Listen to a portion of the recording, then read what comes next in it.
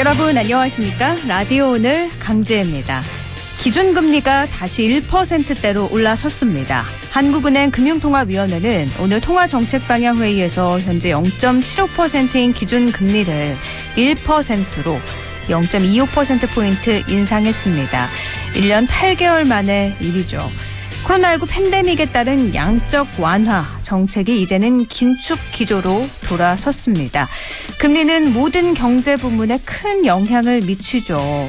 금리가 오르면 저소득 근로자, 영세 자영업자, 소상공인, 또 경제 취약계층의 타격은 더욱더 큽니다. 특히 목돈을 대출받아서 주택을 산 서민들은 집값이 꺾이고 이자 부담까지 늘면 고통에 직면할 수밖에 없는데요. 여기에 한국은행이 내년 1분기에 한 차례 더 기준금리 추가 인상을 예고하고 있어서 서민 경제에 미칠 타격은 클 것 같습니다. 후속 대책 마련이 필요해 보이죠. 11월 25일 목요일 라디오 오늘 광고 듣고 시작합니다.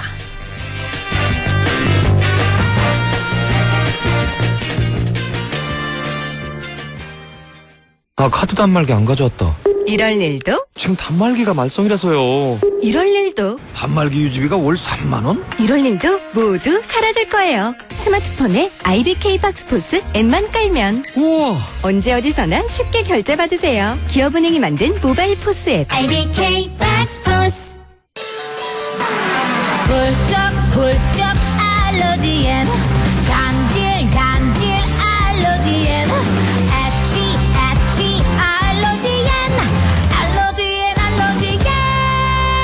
알러지엔 지르텍. 약국에서 찾으세요. 유한양행 수입 한국 UCB 제약. 자동차 썬팅할 때 딱 불스원 썬팅 넘버원 불스원이가 절실한 썬팅 자외선 열차 밴드 각 불스원 썬팅 썬팅도 역시 불스원 썬팅도 역시 불스원 썬팅. 기술 문의는 불스원 프라자닷컴.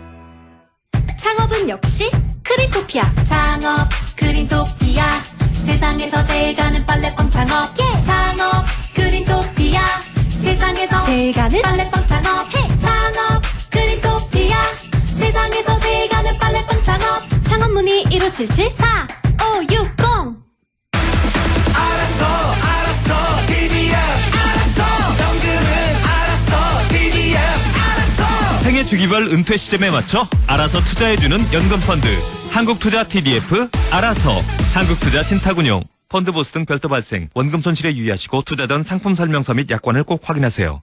내 차는 소중하니까 유리막 코팅도 한번 입혀주고 새 차는 디테일링 세차 맛 그리고 아에르 프리미엄 에어컨 필터까지 극초미세먼지와 유해가스 저감에 항균 기능까지 내 차는 공기도 달라야 한다. 내가 선택한 프리미엄 아에르 에어컨 필터.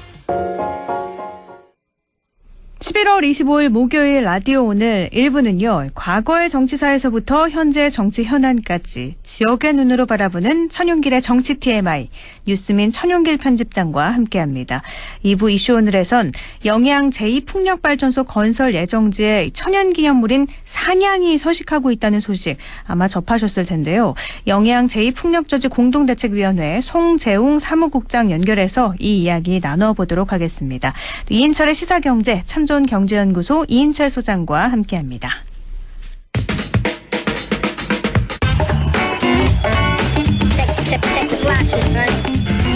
천윤길의 정치 TMI, 과거의 정치사에서부터 지금의 현안까지 지역의 시각으로 우리 정치를 생각해보는 순서죠. 뉴스민 천윤길 편집장 오늘도 연결합니다. 안녕하세요.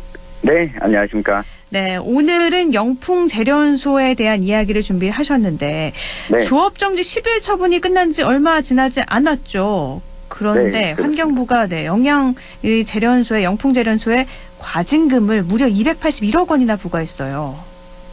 네, 그렇습니다. 지난 23일에 전격적으로 환경부가 이 과징금 281억 원을 부과했는데요. 이번에도 역시 발암물질인 이 중금속 카드뮴 오염수를 불법 배출한 점을 이 부과 사유로 들었습니다. 네. 이 조업정지가 지난 8일부터 17일까지 10일간 이루어졌었는데 이 조업정지 수리가 끝난 지 얼마 되지 않아 이 같은 일이 또 일어난 겁니다. 그렇죠. 그래서 이번에는 사실 이게 새로울 게 없어요. 워낙에 이런 처분들이 많이 일어났지만 과징금이 281억 원이라는데 약간의 충격은 있어요. 네, 오늘 맞습니다. 준비하신 얘기는 영풍 석포재련소와 정치와의 관계 이 부분에 대해서 집중을 하셨다고요? 맞습니다. 이 영풍재련소가 어떻게 이 봉화군 석포면 낙동강 해상류에 준공이 됐는지, 그리고 그간에 과거 정치적인 지적이나 이 정치인들은 영풍재련소와 관련해서 어떤 입장을 좀 냈는지를 좀 따져봤습니다. 가만히 생각해보면 왜 그곳에 재련소가 생겼을까? 의문을 던질 수밖에 없죠. 네. 한마디로 좀 정리하면 우리나라 민주주의 역사와 좀 함께했다라고 하는 말씀을 드리겠습니다. 영풍재련소가 우리나라 민주주의와 함께했다. 무슨 그렇습니다. 말씀이죠? 네. 네, 우리 뭐 산업화 시대, 민주화 시대 이야기를 많이 하지 않습니까? 이 영풍재련소가 이 설립된 과정을 보면 1960년대였죠. 이 지금 영풍재련소를 운영하고 있는 이 전신 기업이 영풍광업이었습니다. 네. 이 당시 박정희 정부의 수출 활성화 시책에 따라 여러 혜택을 많이 받았거든요. 이게 국회에서도 이런 부분을 지적한 적이 있었는데 일부 기업들에게 특혜를 준 내용이 나옵니다. 네. 그 수출하는 것으로 여러 지원을 받고 이자도 또 연체했다라고 하는 내용이 지적이 됐는데요. 네. 수출을 제대로 약속한 만큼 불이행하고 있다는 겁니다. 그리고 1968년에는 영풍이 현금으로 이 외자, 일본의 그 수입 자금을 지원받은 사실도 확인할 수 있었거든요. 네. 그야말로 이 박정희 정부와 함께 성장했다라고 하는 거죠. 여기에 또 한 가지, 당시 정부와 영풍 간의 유착관계를 생각해 볼 만한 사건 하나가 있었는데요. 네. 당시 영풍이 상공회의소의 이 간부급으로 활동을 했습니다. 그런데 1969년 조선일보 보도를 보면 탄광촌 소송 브로커라는 보도가 난 적이 있습니다. 네. 이 내용이 뭐냐면 탄광 노동자들이 산업재해로 인해 소송을 냈는데 중간에 변호사가 이 소송을 통해서 돈을 많이 챙겨간다 때문에 기업이 힘들어지고 있다는 건데 여기에서도 영풍 이름이 등장하거든요. 네. 이 당시에 영풍이 소속돼 있던 광업협회에서 이 박정희 대통령과 정부에 노동자들이 산업재해 배상을 청구할 수 없도록 건의를 했고 이게 일정 부분 또 받아들여지기도 했습니다. 그러니까 당시 박정희 정부와 영풍 간의 유착 관계를 생각해 볼 만한 사건들이 너무나도 많다는 거잖아요. 맞습니다. 그래서 지금의 위치에 영풍재련소가 준공이 된 거고요. 네, 맞습니다. 이 준공 당시 상황도 보면 정부 차원에서 적극적으로 밀어줬던 정황들을 좀 확인할 수 있는데요. 이전까지 원광석을 일본에 수출해서 일본에서 재련한 아연을 우리가 다시 수입을 했거든요. 네. 그런데 연 400만 달러 외화를 절약할 수 있다라고 하는 기대감이 알려졌고 정부는 이를 위해서 이 광업정책연구회라고 하는 것을 대한광업회 상설기구로 설립을 합니다. 정부 산하 연구기관을 만드는 거죠. 네. 영풍재련소 준공 1년 전인데요. 당시 이 광업연구회 연구소의 대표를 영풍광업 사장이 맡았습니다. 그러면서 정부는 이를 지원하고 이후에는 수출 활성화 정책을 위해서 영풍재련소에 우리 국내 기업들이 아연 광석을 몰아줘라. 수출하지 말고. 쉽게 생각하면 원재료를 영풍에 다 몰아주기 때문에 영풍은 이 일을 굳이 하지 않아도 되는 것만큼 좀 특혜를 받게 된 거죠. 아니 어떻게 이 정도의 특혜가 벌어질 수 있을까? 지금으로선 사실 상상하기 힘든 일이잖아요. 그렇습니다. 예, 아무래도 그러니까 수출이 집중하는 일부 기업에 집중하는 당시 정책에 따라 지금의 영풍이 뭐 재계서야 20위권 수준의 기업까지 올라올 수 있게 된 거죠. 어떻게 보면 나라가 키운 기업이라고도 볼 수 있을 것 같은데요. 네. 근데 정부로부터 이렇게 적극적인 지원을 받고 있었기 때문에 환경 문제 같은 이런 문제는 제대로 알려지기 힘들었겠어요? 맞습니다. 70년대 초반 당시에는 제대로 좀 알려지지 않았는데요. 우리가 아시다시피 1979년에 박정희 전 대통령이 세상을 떠나면서 정권이 무너지게 되는데 그해 5월이었습니다. 이 동아일보에서 이 공업지대 오염 문제를 기획보도한 적이 있었는데 이때 낙동강 중금속 오염의 주범으로 카드뮴이 지목이 되고 네. 그 주범으로 봉화에 있는 석포제련소가 또 지목이 됐습니다. 1979년에 처음으로 환경오염과 관련해서 이야기가 언급된 건데 당시 안동댐에서 카드뮴, 아연, 망간, 납까지 검출이 됐었거든요. 네. 이 원인으로 영풍제련소가 중금속 오염 폐기물을 버렸다라고 하는 지적이 나오는데 이때도 조업정지 명령이 내려졌습니다. 아, 네. 네, 그런데 실제 이루어지지는 않았고요. 영풍 관계자가 구속까지 됐지만 이와 관련해서 조업 정지까지는 이루어지지 않고 제대로 배출하는 오염 물질을 정화하는 장치를 설치하는 수준에서 정리가 됐습니다. 관련자가 구속되고 또 이렇게 네. 아예 조업 정지 명령까지 내려졌는데 실행은 되지 않았어요. 그때는 네. 왜 그랬던 거죠? 네, 이게 79년 당시에 문제제기가 이루어졌는데 우리가 아시다시피 79년 12월이 되면 다시 쿠데타가 일어나게 되고 네. 80년대에는 군부 정권이 다시 지속이 되지 않습니까? 이러면서 국내의 주요한 이 광물 기업인 영풍제련소에 대해서 문제를 지적하는 분위기가 다시금 사그라들게 된 거죠. 사회 문제 때문에 어떻게 보면 영풍 석포제련소가 묻힌 거군요, 이 문제가요. 맞습니다. 네. 그리고 나서 1990년대 민주화가 이루어지면서 다시 한번 문제가 제기가 된 거고요. 네, 좀 재밌는 상황이 있는데요. 1991년 지금으로부터 30년 전에 동아일보가 시민들과 함께 안동에서 태백까지 낙동강 상류 오염원을 쫓는 기획 보도를 일면에 냅니다. 1979년에 이어서 1991년에 다시 또 동아일보네요. 네. 네, 역시 이때도 주범으로 지목된 게 석포제련소였거든요. 당시 보도를 보면 도산서원 일대부터 오염됐다라고 하는 증언이 나오는데 석포제련소 앞에 선 취재진들 앞에서 주민들이 이런 이야기를 했습니다. 강물이 아니라 석탄을 풀어놓은 물이다. 아연제련소, 석포제련소의 중금속 폐수가 태백의 석탄 폐수보다 더 큰 오염원이다라고 하는 지적을 하게 됐습니다. 네. 그리고 1996년에 또 불법 폐기물을 불법 매립한 혐의로 석포제련소장이 수사 대상에 오르기도 했고요. 2000년이 되면 제련소에서 일하던 노동자의 중금속 중독 문제가 불거졌고 2003년에는 석포제련소 환경오염 문제 해결을 위한 공동대책위가 발족하기도 한 거죠.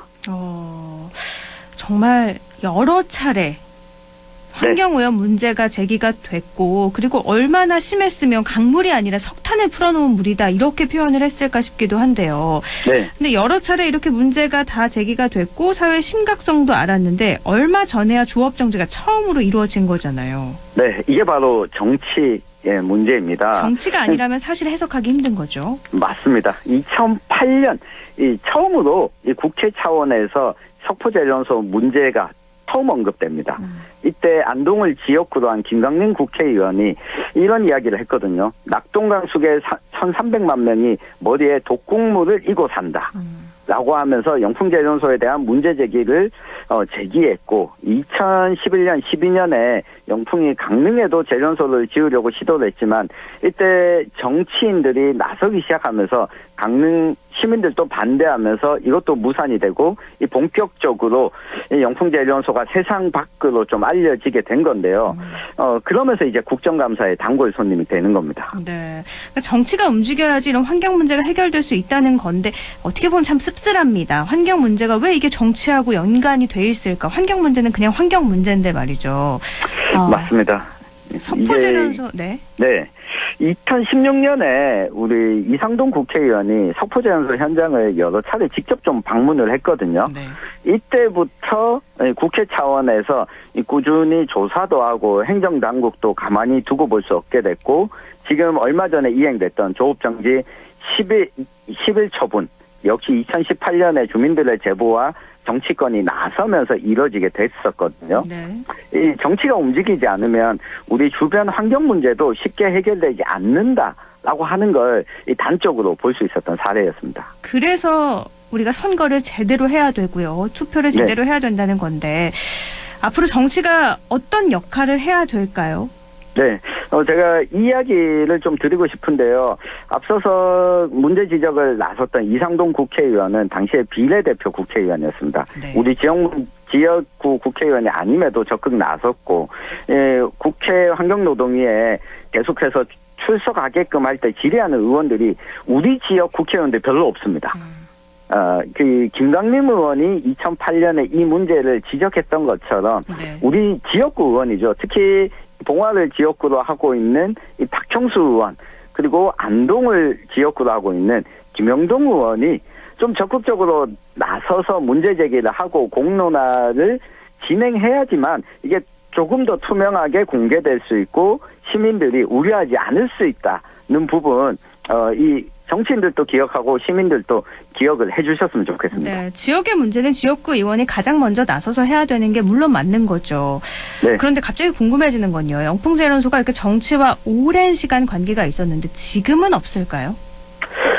제가 다음 시간에 안 그래도 준비를 하고 있는데요. 네. 영풍재련소가 그동안 이 초빙해 왔던 이사, 사회 이사, 네. 그리고 또 혼인관계로 맺어진 관계들까지 다음 시간에 어떻게 정치와 정치인들과 관련이 있는지 네. 한번 이야기를 드리도록 하겠습니다. 알겠습니다. 지금은 과거에서부터 현재까지를 알아봤고요. 이제 현재는 네. 조금 더 구체적으로 다음 주에 이야기 나눠보도록 하죠. 말씀 고맙습니다. 감사합니다. 네, 천용길의 정치 TMI 뉴스민 천용길 편집장과 함께 이야기 나눴습니다. 라디오 오늘 1부는 여기까지고요. 저는 광고 듣고 2부에서 뵙겠습니다.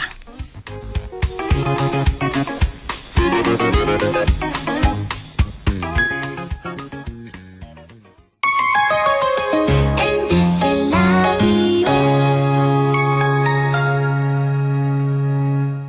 할인점보다 더 실속 있고 편의점보다 더 편리하게 살 수 있는 곳, 시장보다 더 정이 넘치고 백화점보다 더 품격 있는 곳, 이런 곳이 없을까요? 네, 우리 동네 우리 할인점 홈마트가 있습니다.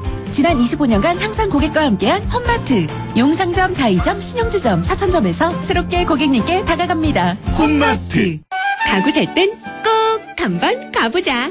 안동 명품 가구 백화점. 흑표 흑침대, 양성국 갤러리, 금성침대, 한국 가죽 소파, 장수돌 침대.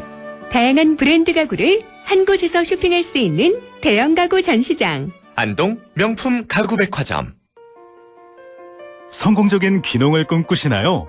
영천에는 귀농하기 전 1년간 이론과 실습을 겸비한 영천시 재료형 농업창업지원센터가 있습니다. 개인주택부터 텃밭, 그리고 농업교육까지 원스톱 교육시설. 실패 없는 귀농, 영천입니다. 영화보다 더 감동적인 신이 있습니다. 코로나 최전선, 의료진의 영웅신. 발코니로 떠나는 우리 가족, 여행신. 선생님은 못 만나도 집에서 열심인 열공신. 국민 여러분께서 만들어낸 감동적인 신들입니다. 그리고 이제 모두가 기다려온 백신으로 해피엔딩 신을 보여줄 차례. 우리가 함께 만든 최고의 신들이 있어 대한민국은 반드시 코로나19를 이겨낼 것입니다. 공익광고협의회. 마음을 열어줘. 다가가 나 속삭이도록. 언제나 내 생각으로 행복해야 해요. MBC 라디오 100.1 MBC 라디오.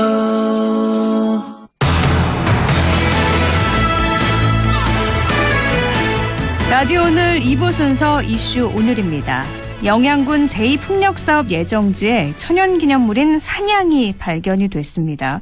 현재 환경단체는 공사 중지를 촉구하고 나섰는데요. 어떻게 진행이 되고 있는지 영양 제2풍력저지 공동대책위원회 송재웅 사무국장 연결해서 이야기 나눠보도록 하겠습니다.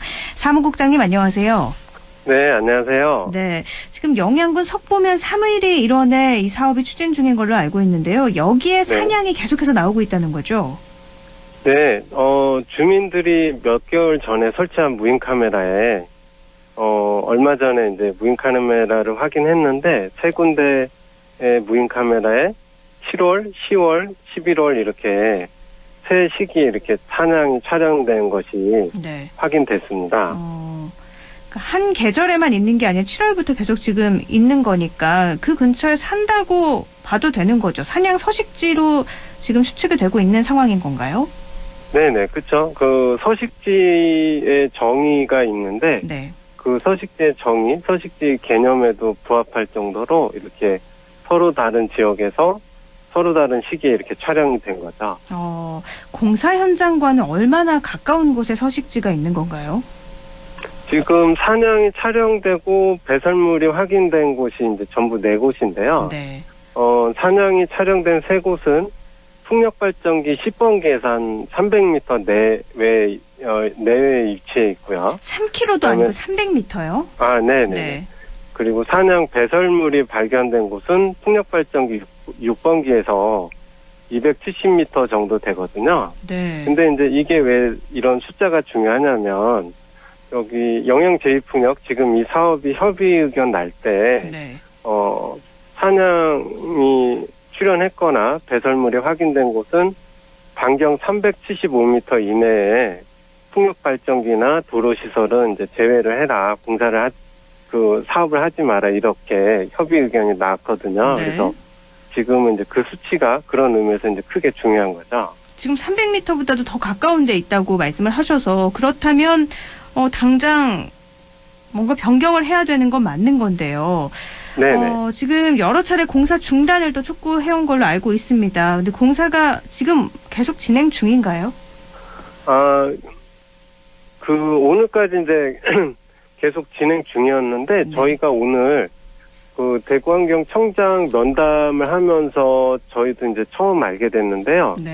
그 대구환경청에서 전문기관인 이제 국립생태원 의견하고 그다음에 유전자 분석 결과를 확인해서 어제 오후쯤에 그 공사 중지 요청을 영양군에 공문을 보냈다고 합니다. 그래서 그 공문이 아마 오늘쯤 사업자에게 가서 아마 오늘 늦게부터는 공사 중지가 이행이 되어야 하는 이제 그런 상황이거든요. 그러니까 대구지방환경청이 사냥이 발견이 됐기 때문에 이렇게 가까운 곳에서 발견이 돼서 지금 풍력 발전 사업 중단을 해야 된다라고 얘기를 해서 오늘 오후부터는 아마 그래도 다행히 중단이 된 것 같다는 말씀이세요.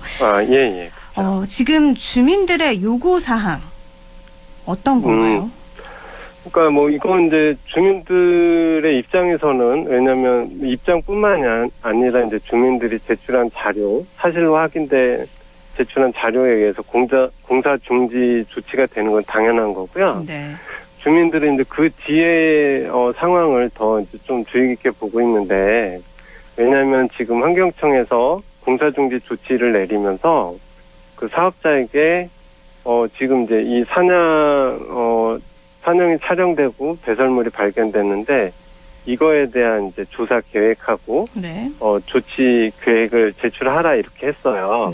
근데 이제 주민들이 우려스러운 것은 지금까지 계속 사업자만 조사해서 제출한 자료들은 계속적으로 뭐 사냥이 없다거나 사냥에게 피해가 없다거나 이런 식의 보고서만 그러니까 사업 추진을 위해서 만들어진 보고서만 제출이 됐거든요. 그러니까 사업에 유리한 보고서만 냈겠죠.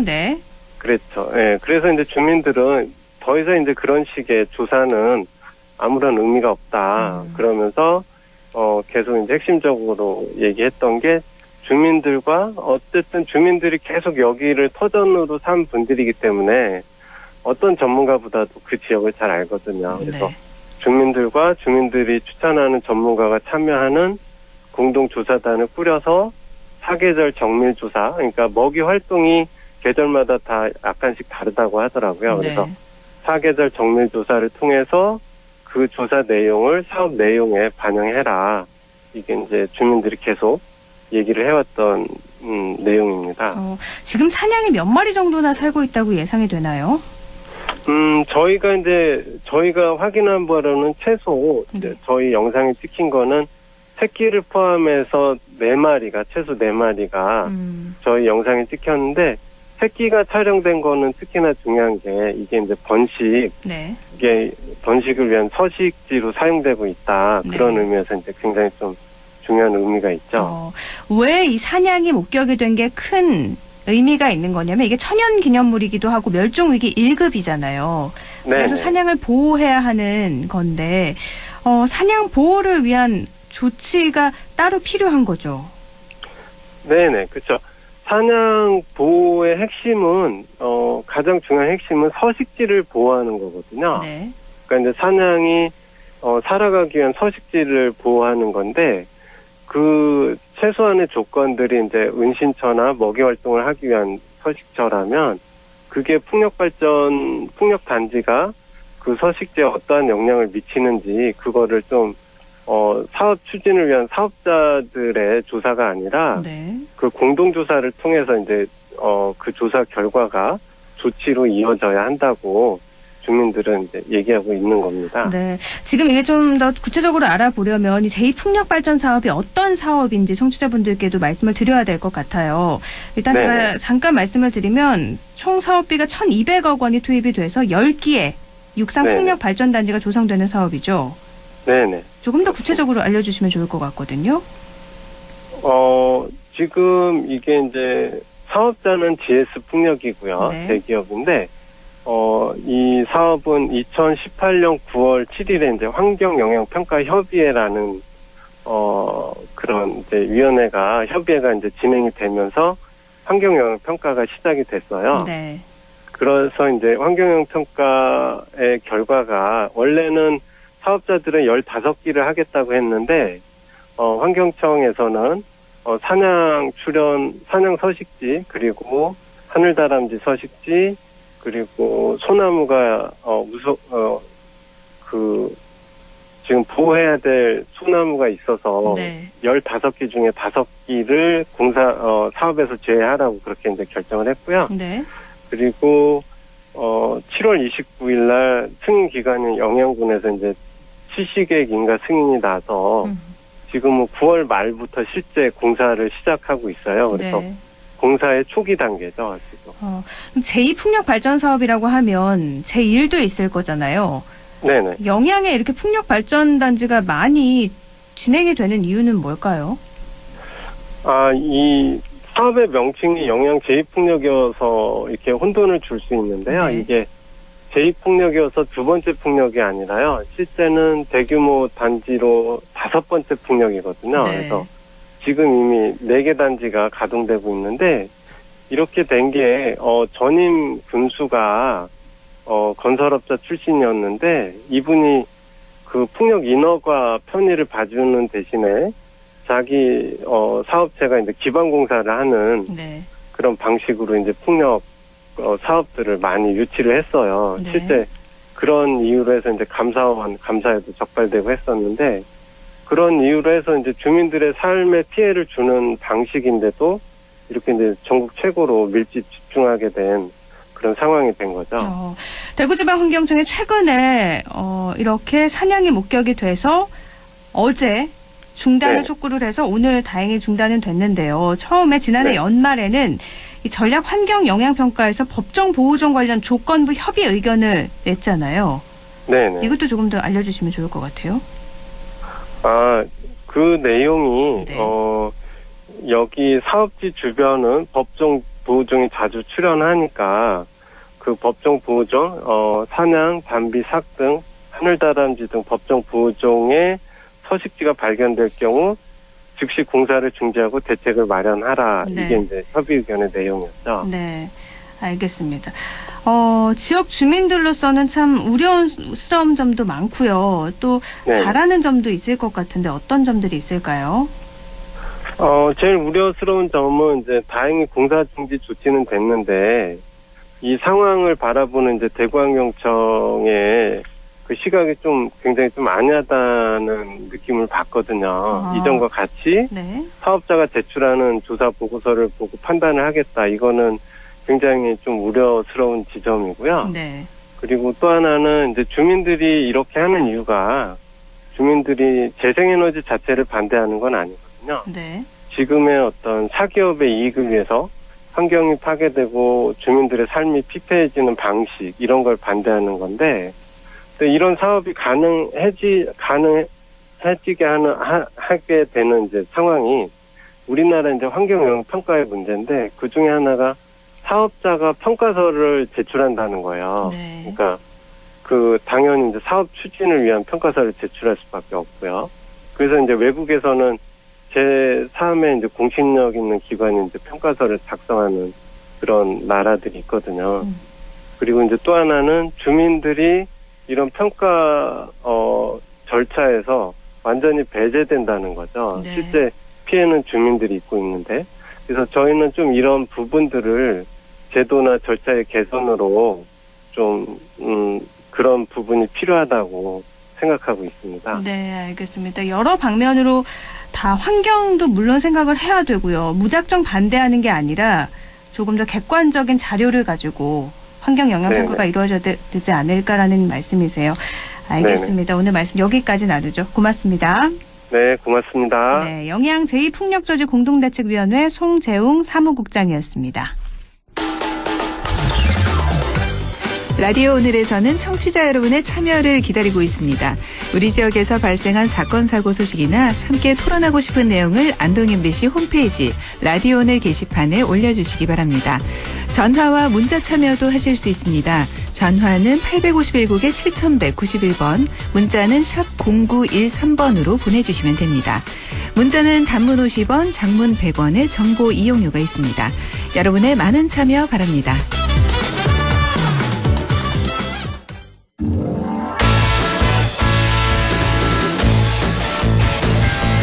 이인철의 시사경제, 경제 이슈 짚어보겠습니다. 참좋은 경제연구소 이인철 소장입니다. 소장님 안녕하세요. 네, 안녕하세요. 네, 오늘 한국은행이 예상했던 대로 기준금리를 인상했습니다. 20개월 만에 0%대 초저금리 시대가 이제 끝이 난 거죠? 그렇습니다. 한국은행이 기준금리 이제 연 1%로 이제 인상을 했죠. 이제 코로나 팬데믹 때문에 지난해 3월부터 시작된 이 제로금리 시대에 막을 내리게 됐는데요. 8월에 이어서 이제 두 번째고요. 또 기준금리가 1%대로 올라선 건 이제 1년 9개월 만입니다. 일단 물가가 좀 불안합니다. 물가 상승 압력이 굉장히 커졌고요. 또 집값이 뛰고 가계부채가 눈덩이처럼 불어나는 등 이 금융 불균형이 심화되고 있다. 자, 이런 걸 고려해서 미국보다 앞서서 이제 선제적인 차원에서 기준금리를 인상했다라는 건데요. 네. 특히 지금 백신 접종이 확대가 되고 이 단계적 일상회복 시행에 힘입어서 경제가 그래도 양환 회복세를 이어가고 있다라는 것도 반영이 된 것으로 보입니다. 다만 이제 기준금리 이제 인상에 따른 어떤 경기, 가계소비 타격을 이제 우려하는 목소리도 적지가 않은데요. 네. 지금 경기가 이제 충분히 살아나기 전에 이제 너무 빨리 돈을 또 걷어들이게 되면 이제 회복세를 보이고 있는 경기에 이제 찬물을 끼얹는 게 아니냐라는 우려도 있습니다. 네. 가계 대출 규모가 우리나라는 워낙에 크다 보니까 기준금리가 1% 상승하면 가구당 연간 149만 원 이자 부담이 증가한다는 기사를 봤거든요. 이번에 금리가 이렇게 오르면서 소상공인 가계 부담은 늘어날 수밖에 없겠어요. 이 충격을 감당할 수 있을까요? 그렇습니다. 지금 8월에 금리를 한 차례 인상했지만 벌써 대출 금리는 그 기준금리 인상폭의 3배, 4배 이상 오르고 있죠. 네. 이거는 일단 정부의 이제 가계대출 규제 영향도 있고요. 또 은행권이 여기다 이제 가산금리를 더 얹으면서 지금 그 부작용 피해가 고스란히 이제 대출이자 부담으로 이어지고 있고 특히, 오늘 인상했기 때문에 한은은 이건 두 차례 인상이긴 하지만 금리가 0.25%포인트 이제 오를 경우 대출자들의 이자 부담은 이제 한 3조 원 가량. 네. 그럼 이제 두 단계, 두 번 0.5% 인상이 됐기 때문에 총 6조 원 가량의 이제 추가 이자 부담이 생길 것이다라는 겁니다. 그동안은 이 예대 마진차 확대로 이제 은행의 순이익이 사상 최대를 기록하자, 이제 금융당국은 이런 예대 마진차에 개입하지 않느냐라는 이제 비난을 받아왔죠. 그러자 이제 금융당국은 마지못해 지난 주말에 여신 담당자를 불러놓고 두 가지를 주문했습니다. 하나는 우대금리 손대지 마라. 네. 또 하나는 금리 인하권을 적극적으로 활용하게 하라라는 건데요. 뭐 그러다 보니까 오늘 이제 금리 인상 발표하자마자 은행들이 내일부터 대출금리와 예금금리를 뭐 이번 금리 인상폭 이상으로 최대한 0.4%포인트까지도 올리겠다라고 하는데, 당장은 눈치를 보고 있지만, 그러나 이제 은행들의 이런 행태가 계속 이어지면 아마 하느니 오늘 또 추가적인 내년 1분기를 비롯해서 이제 한두 차례 더 추가 금리 인상이 예상이 되고 있기 때문에 대출자들의 이자 부담은 가중될 수밖에 없는 상황입니다.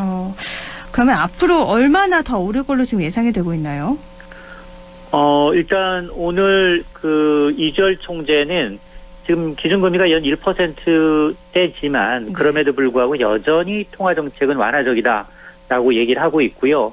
그리고 사실 그동안 전문가들은 내년 3월은 이제 이 대선도 있고요. 그리고 이주열 한국은행 총재 이제 만기가 겹치기 때문에 통상 그런 경우에는 이제 통화정책이 변경하지 않는 경우가 많아서 이 질문을 받자마자 뭐 1분기라고 해서 정치적 이유로 해서 금리 인상의 어떤 타이밍에 영향을 미치지는 않는다는 겁니다. 네. 자, 이런 발언을 감안하게 되면 지금 앞으로 뭐 변수는 물론 미국의 금리 인상 속도 폭에 따라 달라질 수 있겠지만, 대체로 보면 전문가들은 내년 1분기 한 차례 이제 금리를 더 올리고 향후 1년간 최소 두세 차례 이상 금리를 더 올리지 않겠느냐. 이렇게 되면 지난 8월에 시작된 금리 인상 사이클이 한 뭐 연 1.25에서 1.75, 많게는 뭐 최대 연 2%까지도 가능성을 열어놨다는 겁니다. 네. 문제는 이제 금리 인상이라는 게 이게 사실은 그 동전의 양면과 같습니다. 이게 이 시중 유동성을 줄이게 되면 일단 물가나 이제 가계부채는 좀 줄어드는, 안정화되는 효과가 분명히 있습니다. 네. 그렇지만 이제 경기에는 좀 부정적인데요. 특히 이제 한은이 내년 이제 1월 추가로 금리를 올리게 되면 6개월째 금리는 0.75%포인트, 3단계가 이제 인상이 되는 셈입니다. 이렇게 이제 빠른 속도로 기준금리가 오르면, 일단 물가나 이제 가계부채 문제 등은 뭐 어느 정도, 효과를 낼 수 있겠지만, 그러나 이제 경기회복에 대한 이제 발목을 잡게 되고요. 또 서민들의 가계이자 부담이 더 키워지게 되면 내수가 위축되는 그런 이제 부작용도 여전히 남아 있습니다. 네, 이렇게 빠른 시간 안에 금리를 많이 올리기 때문에 부작용도 좀 속출하지 않을까 예상은 되는데요.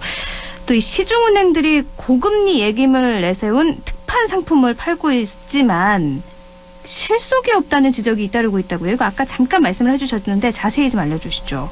그렇습니다. 지금 은행들이 지금 뭐 연 3%입니다, 5%입니다, 뭐 최고 11%까지 특별 예금 금리, 예금 상품을 지금 한정 판매하고 있는데요. 근데 실제 혜택을 보는 금융 소비자는 얼마나 되느냐? 8% 미만이라는 겁니다. 왜죠? 그래서 이제 금융감독원이 이런 우대금리, 금융상품과 관련해서 소비자 주의 경보를 발령을 했는데, 실제로 A은행의 경우, 최고 연 11% 이자 지급하는 우대 적금 금리를 판매하니까 판매하자마자 엄청나게 가입자가 몰렸습니다. 그런데 이 조건을 좀 따져보니까 반드시 B카드사, 특정 카드사 매달 일정액 이상 써야 하고요. 또 적금 가입하기 이전 6개월간은 해당 카드 사용 실적이 없어야 된다. 그러니까 새로 카드를 만들든가 아니면 장롱 속에 있는 카드를 다시 사용하라라는 거고요.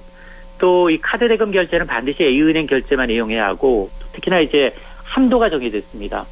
불입할 수 있는 월 적금 한도가 10만 원이라는 겁니다. 그러다 보니 실제로 이런 여러 가지 우대 조건을 모두 충족해서 우대금리 결국 적용받은 고객은 7.7%라는 겁니다.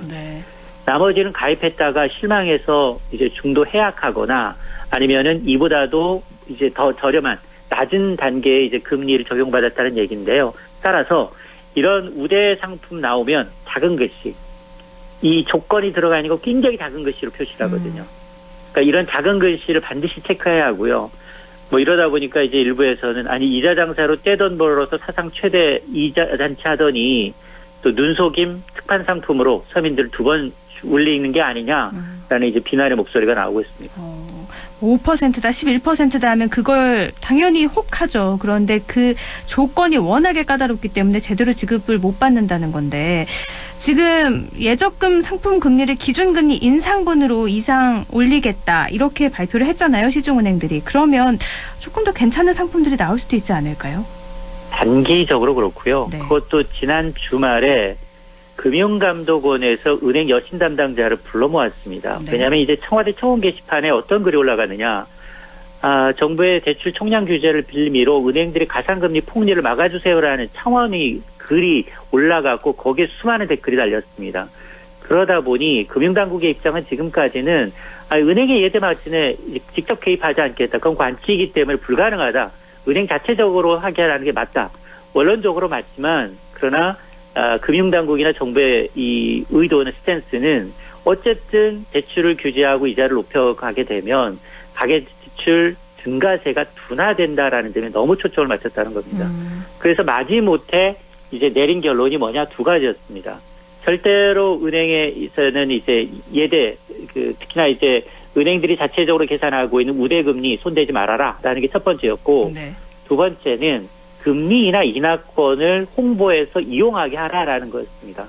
그런데 둘 다 이제 말장난인 게 우대 금리는 뭐 그동안은 이제 거의 이제 뭐 월급 같은 것을 주거래은행 통장으로 만들거나 신용카드를 적정 이제 금액 이상 쓰거나 아니면 이제 자동이체를 몇 건 이상 하게 되면 건드리지 않았던 부분이기 때문에 처음에는 뭐 어느 정도 이제 이 금융감독당국의 눈치를 보면서 금리, 특히나 이제 대출금리는 좀 적게 올리고 예금금리 그동안 못 올린 부분에 대해서는 조금, 올리는 신용을 하겠지만 결국은, 금융당국이 사실상 이제 이런 걸 이제 용인하고 있는 분위기 때문에 전체 큰 그림으로 가계대출 총량 규제에 지금 초점이 맞춰 있다 보니까 은행들은 계속해서 뭐 이자 장사를 하지 않겠냐라는 생각이 듭니다.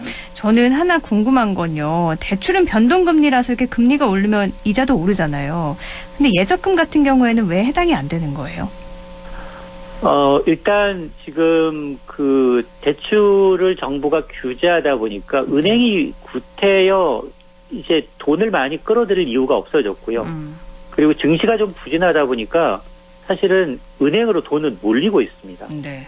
그러다 보니까 구태여 은행 입장에서는 높은 예금 금리를 지불할 이유가 없는 거고요. 네. 대출 금리는 지금 은행에서 대출 받기 위해서 줄 서 있고 지금 사람 골라가면서 이제 금리 주택담보대출 금리가 5%가 최고 금리가 5%가 넘어가고 있지만 전세 대출조차 막아버리는 상황에서 대출자들은 이제 불안하니까 은행이 아무런 조건을 내세운다 하더라도 이제 대출을 받을 수밖에 없는 상황입니다. 네. 자, 이런 거를 이제 너무나 이제 이용하는 측면이 있어서 아마 올해 은행 수익은 역대 사상 이자 수익을 감안하면 사상 최대가 될 것으로 보입니다. 이래서 또 연말에 알겠습니다. 여기까지 하고요. 하나만 더 알아볼게요. 최대 연말이라서 최대 쇼핑 할인 행사를 앞두고 있죠. 해외 직구 거래 지금 늘어날 걸로 예상이 되는데 소비자 피해도 급증할 걸로 예상이 돼서 주의가 필요하다고요. 그렇습니다. 한국 소비자원이 좀 보니까 최근 3년간 접수된 해외 직구 관련 소비자 상담 건수가 한 3만 5천여 건 되는데 12월에 접수된 상담 건수가 전체 한 20%라는 겁니다. 이 기간이 미국의 이 최대 쇼핑 행사 블랙 프라이데이를 앞두고 피해자들이 특히 많은데요. 이때 판매자가 일방적으로 주문을 취소해버립니다. 그러면 소비자는 할인 기간 물건을 구매하지 못하는 피해가 발생하고 있고요. 네. 또 하나는 물품 배송 현황도 굉장히 지연되고 있다는 겁니다. 그래서 또 어떤 게 있냐면 카드 결제한 뒤에 판매자가 연락이 닿지 않거나 배송 현황 자체가 확인이 안 되는 경우가 많기 때문에 반드시 이제 관련 증빙 자료를 좀 마련해 놓고 또 해당 카드사에 소비자 피해를 지금 받다 나갈 경우에는 해당 신용카드사의 거래를 좀 취소해달라고 요청해야 되는 그런 상황입니다. 네, 지금 뭐 쇼핑몰 들어가면 연일 할인, 뭐 직구 이런 거 많이 뜨는데요. 구매하실 때 한 번 더 생각을 해보시고 또 해외 직구에 대한 소비자 피해가 늘고 있으니까 이 부분은 조심을 하셔야 될 것 같습니다. 말씀 오늘 여기까지 나누죠. 고맙습니다.